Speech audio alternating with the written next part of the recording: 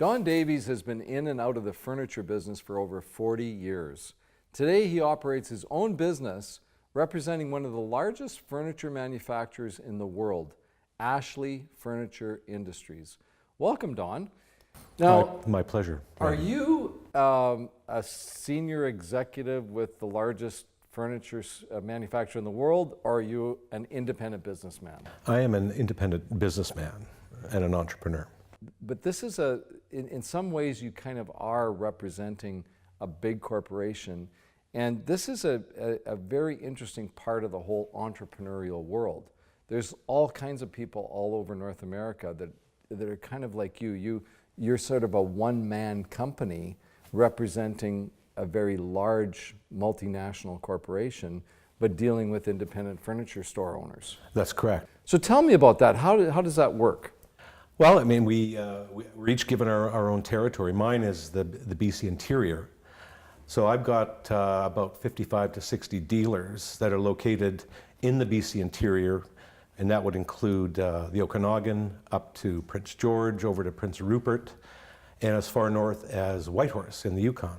So you're working for the company, but you're an independent businessman. And what are you doing? You're obviously helping these independent owners of Ashley stores do business. That's correct, yes. We call ourselves excuse me, marketing specialists. And that's a departure from the sales rep. And the reason we do that is the easiest thing in the world is to sell a sofa, for example. Where our expertise comes in is we assist the furniture dealer to move that sofa in the back door and out the front door. So we're actively involved in their advertising programs, how they merchandise their floor, as well as the use of social media. And I take it that as you're owning your own business, you're incentivized by Ashley by how well the stores do. Exactly, and I'm on commission, and the thing I like about that is no one can tell me how much money I can make. There's not a ceiling put on it. So the more I sell, the more I make. And I'm at that point now where last year I've brought on an associate, and we continue to grow our business. And I guess one of the most important things is I love my job. And see, but you call it a job. That's interesting, because to me, this is a fascinating part of the whole entrepreneurial world, because we have people, young people, that want to be entrepreneurs, and they think they have to own their own business and have their own brand and so on. But there's this whole other world of entrepreneurship. You did own your own furniture store at one point. Yes, I did. Tell us the story of how you've ended up in this role of running your own multi-million-dollar company that's actually associated with an international, multinational company. It all started in Winnipeg after I graduated out of business.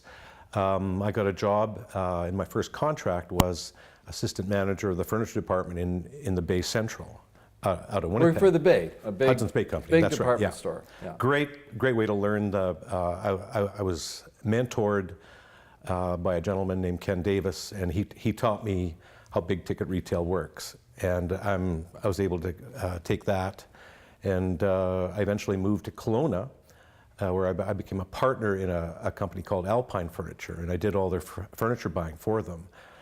And then, when you say became a partner, this is always an interesting part of the story for me, because you ended up somehow with an ownership position in the company you're working with. Right. How did that work? That was the incentive. They gave me 25%. Now I had to pay that out over X number of years through dividends, but yeah, that's kind of how it worked. And I worked with Alpine for about eight or 9 years, and the opportunity to buy my own retail store came about. So I bought Jonathan Brown Furniture in Kelowna and ran that for about 8 or 9 years. And then transitioned into another business entirely. Totally, yeah. I ended up in financial planning and estate planning for about 8 years, but the call of furniture was just too great, and I ended back in it, only this time on the other side, on the wholesale side. So it's interesting, the financial planning world is also similar in that a lot of financial planners operate their own business, but they represent a big company. That's true. I think this is a fantastic way for, it's kind of like the best of both worlds. Yeah, exactly. One of the assets on my personal balance sheet is the experience that I had as a retail owner. I can't tell you the value of that when it comes sitting face to face with a store owner who's having a rough go. And I may make the comment that, hey, I understand. And I truly do, because I've stood over the abyss and looked into it and walked a mile in their shoes. And that's, You've met the payroll, you've been responsible for the employees, everything to do with running your own company. yeah, that's correct, yes. Yeah. So in your day-to-day world now, you go and visit 55 different stores that you work with? Yes, that's correct. And so when you walk in the door, it's not like the man is here, the executives from the furniture company, because you've got the connection and relationship, and you do represent the manufacturer, but you're there really to help them. And I'm here to tell you that over the years, one thing I've learned is it's not about what you sell, it's about relationships. And again, anyone can sell a sofa, but it's over the years I've developed a trust with my dealers, and when you do that, they sort of hand you the keys to the marketing department. And that's been very, very successful for me. So Don, tell me a bit about the furniture business as a whole. It's evolved like every other business. Tell me a bit about how Ashley has become the largest in the world. Well, Ashley is the largest furniture manufacturer globally. A part of Ashley is called their Ashley Furniture Home Store chain. So it's a retail chain. It's not a franchise, it's a licensor agreement. We have in excess of 700 stores globally. So we are the largest big ticket furniture retail store in the chain in the world. And what Ashley does is really remarkable in my mind, is they hold an incredible amount of finished goods in one of 12 large distribution centers in the US. We have a company in China. We have 2 companies in Ho Chi Minh City in Vietnam. And we're truly a global company. But you have to ask yourself, what does that mean to the dealer? Because your inventory is the largest asset on a dealer's balance sheet, Ashley is able to slash that value by 75%. When you say the inventory is the largest asset on the balance sheet, so a furniture store, an individual furniture store, the more stuff they have that they can sell, the better off they are. Like people want to Yes. have the choice, Yeah. right? Yeah. So you're saying that Ashley has come up with a way to make it easier for those store owners to not have so much tied up in their inventory. That's it, yeah, exactly. And what that does for the dealer is it reduces their average inventory. When you reduce your average inventory, that means you're turning your inventory more frequently.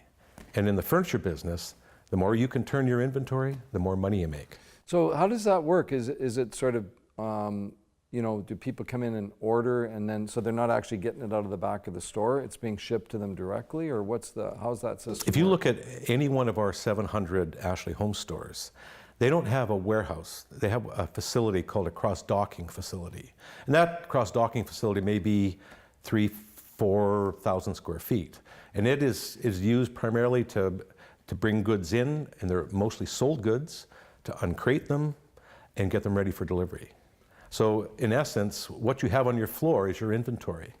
And because we have finished goods in our distribution centers, there's a turnaround time of maybe 14 days. So that has totally revolutionized how big ticket retail is done today. And another interesting thing is Ashley Furniture Industries is privately held. It's owned by a father-son. And it's really remarkable in that regard. A family business Family of that business, size. largest Right. in the world. So Don, the furniture business is obviously evolving and has changed over 40 years. I'm interested in your take on the manufacturing and you're working representing one of the largest furniture manufacturers in North America, if not the largest. What's happening with the offshore, onshore issue? Well, if you look at the number of furniture manufacturers that have gone the way of the dodo bird, both in Canada and the US, you'd be shocked. There's fewer and fewer every year. And we're talking some of the big guns too. And I would suggest the reason they've gone is because they've failed to embrace technology and they failed to embrace change. If you're not offshore, if you don't have some manufacturing facilities or access to manufacturing facilities offshore, you're just not competitive. So where's the retail, we're just about out of time, but I want to just get your view on the whole bricks and mortar versus online retailing. So what's happening in the furniture business there?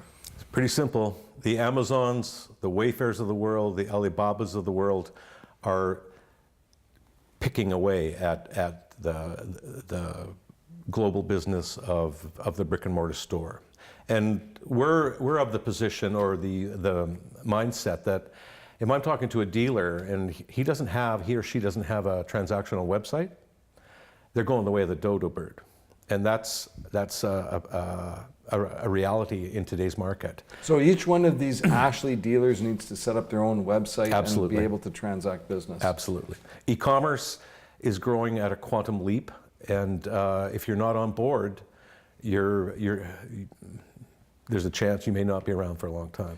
So the 40 years in the furniture business, I'm 40 years in this business. We're a couple of old timers. Exactly. but we love it. But you're on top of you're talking to your dealers and saying, hey guys, get with the, I don't even know, what is it? Is it the 2000s now, or we call it the 2010s? I was thinking about that the other day. And believe me, the reason I want them to have a transactional website and to embrace change and embrace social media is it's purely perhaps a little greedy on my part, because I want them around. Right. Because the longer they stand around or they stay around in business, the more money I make. Fantastic. Well, Don Davies, we learned a lot. Entrepreneur, owning his own business, but affiliated with like a mega company in the furniture business, Ashley Home Furnishings. I've really enjoyed this, Randy. Thanks so much.